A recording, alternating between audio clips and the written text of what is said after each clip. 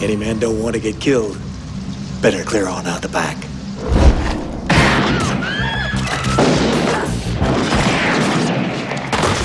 I don't think I've ever made a picture in my life that I thought was going to be a success. I don't think that's ever Clint's motive, trying to advance his career.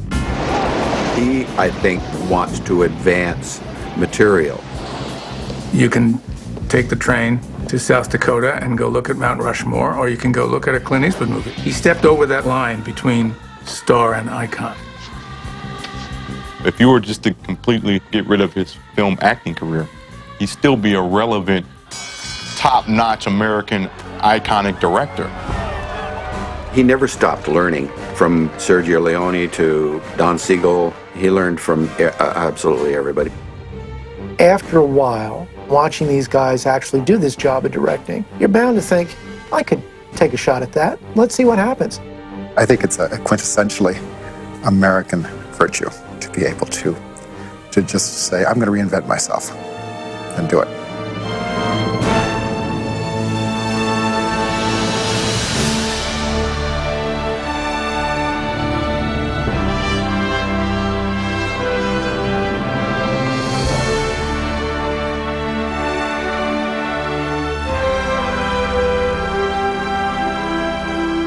I figured the fact that I even got in the movie business must have been somewhat controversial.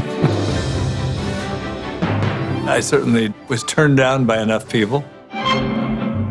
When I was at Universal in the early 50s, and then I was thrown out of there, I started doing readings at different studios, trying to get myself another steady job somewhere. I did an audition with a girl for a scene, and they told me no, that I wasn't their idea of a leading man. They had Troy Donahue or somebody who was coming on the scene, so they didn't need me.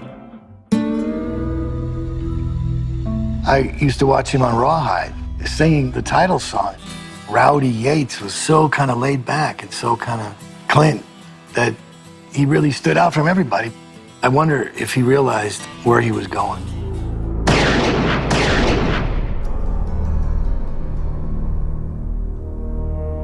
I like to see somebody come out of the shadows, as it were, and fool everybody with how good they are. Clint became an international star at 35 with the spaghetti western. Mr. Eastwood at that time was not yet an icon. He was a movie star, but he wasn't a god. Everybody was putting Clint Eastwood down in those days. You know, like he was some kind of inconsequential cowboy who made films in Italy. And he raised the bar and raised the bar and raised the bar every time he'd gone out. And I think that his acting has been underestimated. I think that he makes it seem so effortless that it's just assumed that he can be that good. Clint Eastwood is always interesting to watch because you go like, I have no idea where he's going. It's like watching a cobra come out of a basket and you have no idea if it's going to hit me, or is it going to hit her, or is it going to hit him, or is it going to get the dog, or what, you know? Clint Eastwood is dangerous, you know, and I think a movie star has to be dangerous.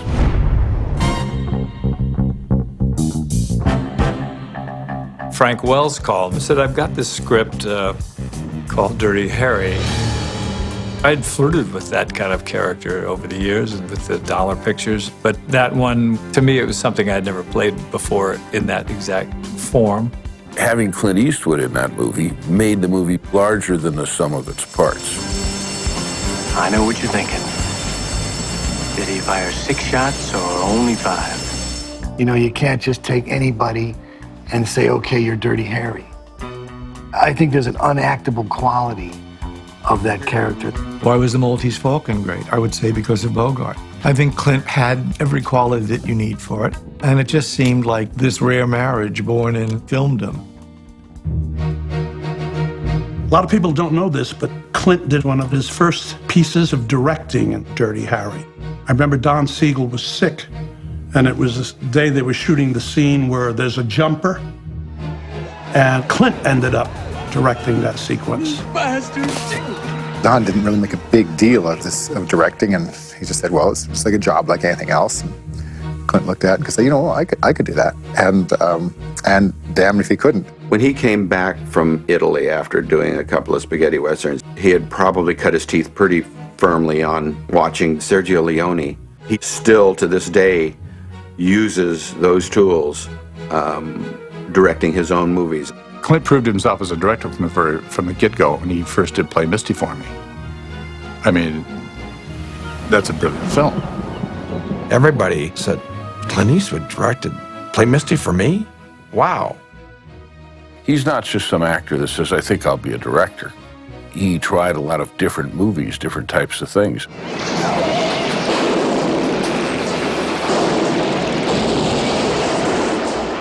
Clint was never afraid to take risks.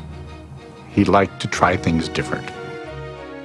Clint Eastwood, over the length of his career, has really tried out as many options as he possibly could for himself as a performer and as a filmmaker also. He does a Dirty Harry film and the sequels to that. And in between, he peppers that with films that are totally contrary, with different type of guys, with troubled people.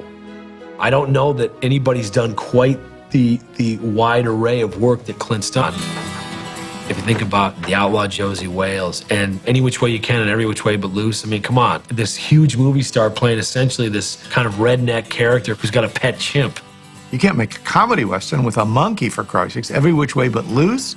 And then I thought, well, I really do think he knows more than I do, so we're going to do it. And we did it. Invariably, they've always been interesting. They've always been rendered wonderfully. You're never going to get disappointed watching one of Clint's movies. Go ahead.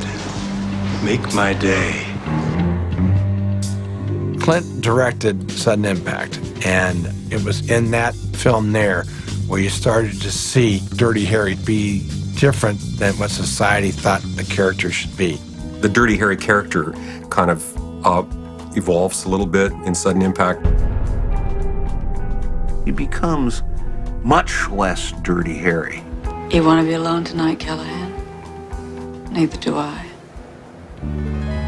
You begin to see cracks of doubt start to appear, and you go from utter complete confidence in his earlier pictures, and you begin to see a character who is not like sort of this machine. You see the little twitches of remorse and guilt. Sudden Impact is interesting among the 5 Dirty Harry films precisely for the complexity of its moral positions. It is much darker than any of the other ones, and it just generally is more thoughtful and complicated. It's like he's bringing up larger caliber ordnance as a director. I think he probably felt not bored with the character, but wanting to stretch. Holy shit.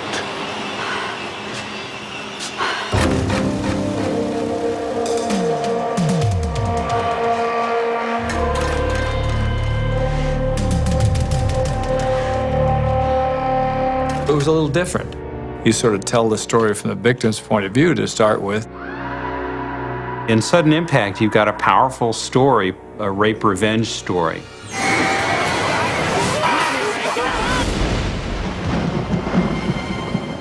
It's the Sandra Locke character that's the interesting character in Sudden Impact. She's motivated by anger and by pain. The aggrieved gang rape survivor turned serial killer hunting down the men and the women who had raped her. Then I bought a gun. I followed him to a bar, let him pick me up, let him drive me to a deserted spot. Then he touched me, and I killed him. I mean, that's an interesting character. You know, you don't see females seeking vengeance very often in movies, and especially as brutally as she's doing it.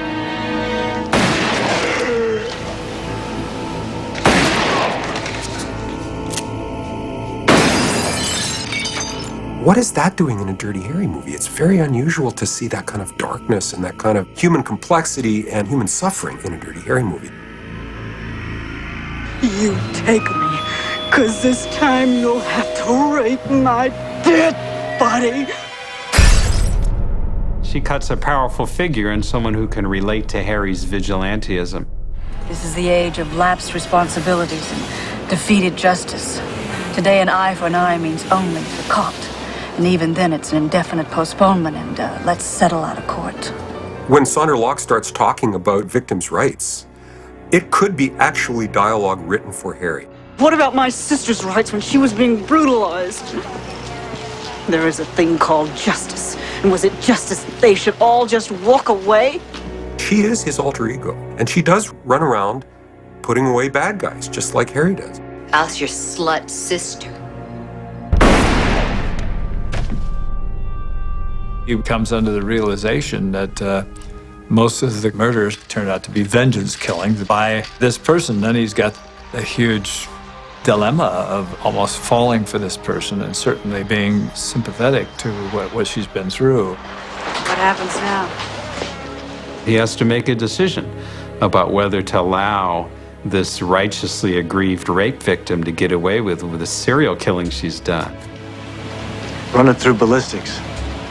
I think you'll find his gun there was used in all the killings. Then it's over? Yeah, it's over. He's down there on a police investigation to find a serial killer. He has found the serial killer. He lets her go. It's a powerful ending, and overall a grim and lurid, but well-made and very thought-provoking movie. I've embraced violence in those pictures as entertainment and detective stories and what have you. But as I have matured along in life, I was yearning to go on to the next step. It wasn't until early 90s with Unforgiven that I sort of feel I'm stepping into this new groove. He took that character he had, this iconic lone hero, and just turned it on its head. And we found sort of the human stakes and the price this man had to pay for being this iconic hero. The character is fully aware of the destruction that he's wrought on himself. I'm just a fella now. I ain't no different than anyone else. Unforgiven talked about the regret of violence. What's it like for anybody all of a sudden look back on it one day and you say, what the hell have I done? It's a hell of a thing, killing a man. You take away all he's got and all he's ever gonna have. In the case of William Money, he was just a wild, crazy person, renegade young man, and he had terrible conscience about it. And I believe that most human beings have a conscience. And so those are ways of looking at violence in different ways. The violence is portrayed as sort of awkward, often tedious, painful. Unforgiven plays a little trick because I believe it pretends to be an anti-Western.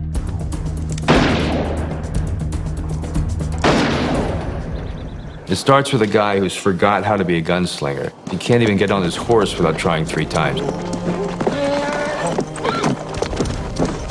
But at the end of the movie, he pulls off a 6-second miracle. And in that 6 seconds becomes the gunslinger of the true mythic West. I've killed women and children. Killed just about everything that walks or crawled at one time or another. And I'm here to kill you, Little Bill. Clint Eastwood's gun misfires, and he still takes out 4 guys.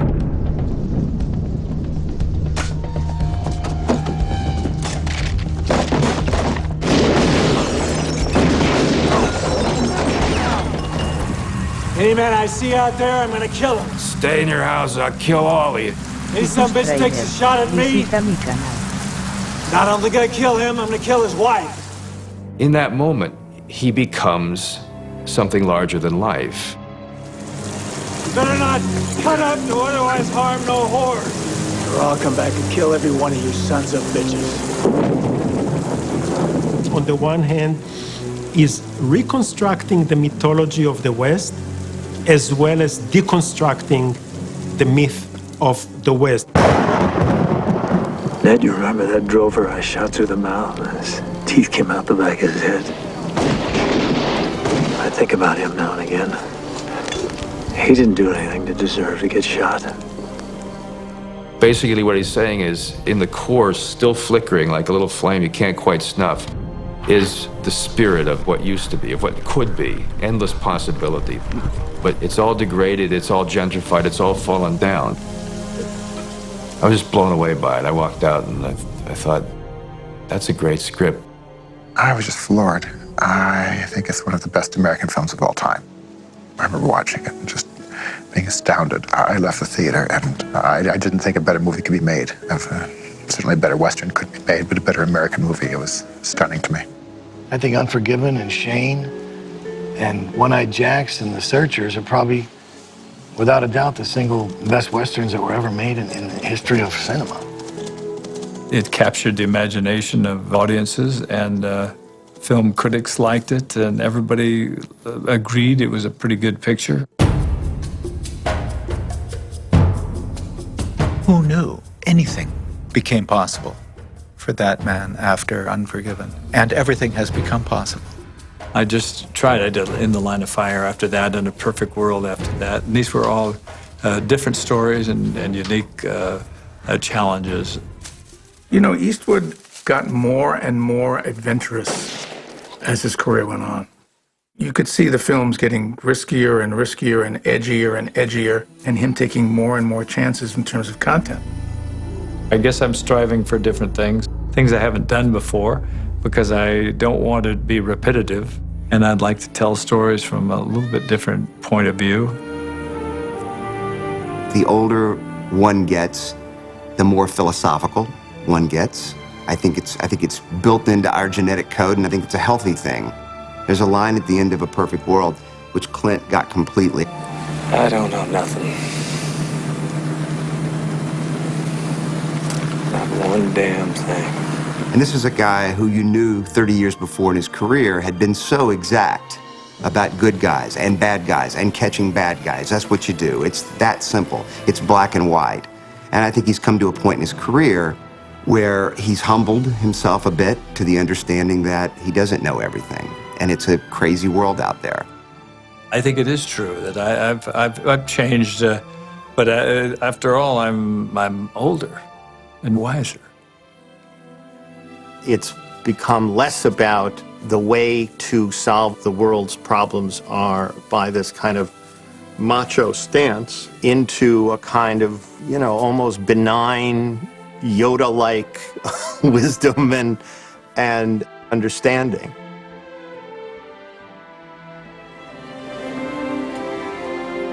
I was very surprised when I heard that Clint was going to take over directing duties and direct Bridges of Madison County. It just didn't seem like something that he would be necessarily drawn to. It was the quieter, softer Clint, I suppose. I'll only say this once. I've never said it before. But this kind of certainty comes but just once in a lifetime.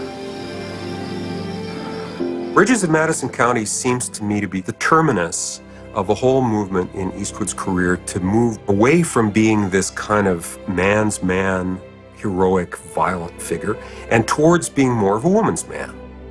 The Bridges of Madison County isn't particularly macho filmmaking. It's not a masculine story, but it's a very well-told story.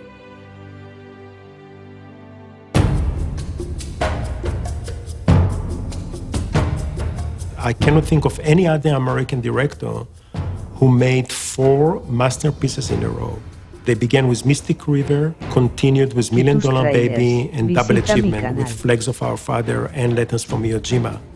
Usually a director has a certain kind of directorial style, and you can say that's a John Ford picture, or that's a John Huston picture.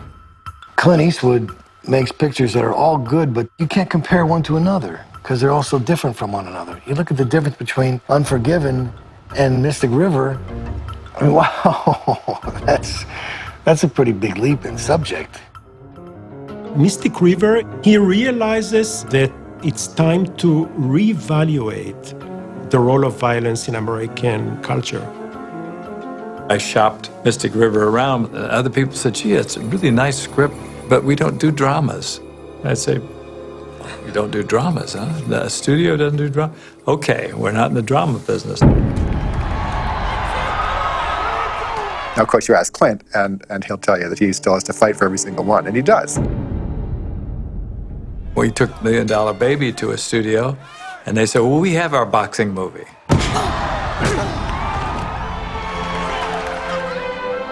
If anyone else had directed $1 Million Baby, I don't think it would have got much notice at all. Because, look, it's a movie. It's a boxing movie. It's a girl boxing movie. It's a girl boxing movie about a woman who wants to kill herself in the end. I mean, who would see that film? But make it a Clint Eastwood movie. People are really curious. He's never afraid to go into something untested. You have to give him credit for taking controversial issues. $1 Million Baby was the first major Hollywood movie about euthanasia. All of a sudden, $1 Million Baby comes along, and you got a really good script, but it's also got a really good part in there. I loved him on Unforgiven, but boy, $1 Million Baby, he really put me away. But now she wants to die, and I just want to keep her with me. And I swear to God, Father, it's committing a sin by doing it. By keeping her alive, I'm killing her. We see most recently in the two films about the Second World War, Flags of Our Fathers and Letters from Iwo Jima, what a concept. To do both of these, to do matter and antimatter, and have them essentially say the same thing in different languages. Flags of Our Fathers is an extremely interesting Clint Eastwood film with themes that are just totally Eastwood themes of artificiality and the construction of myth. It didn't really matter what happened on Iwo Jima. It only matters what people think happened on Iwo Jima and what image people decide to take away from Iwo Jima and what myth they construct from Iwo Jima. So that's very consistent with things that Clint Eastwood has been exploring as a director for a long time.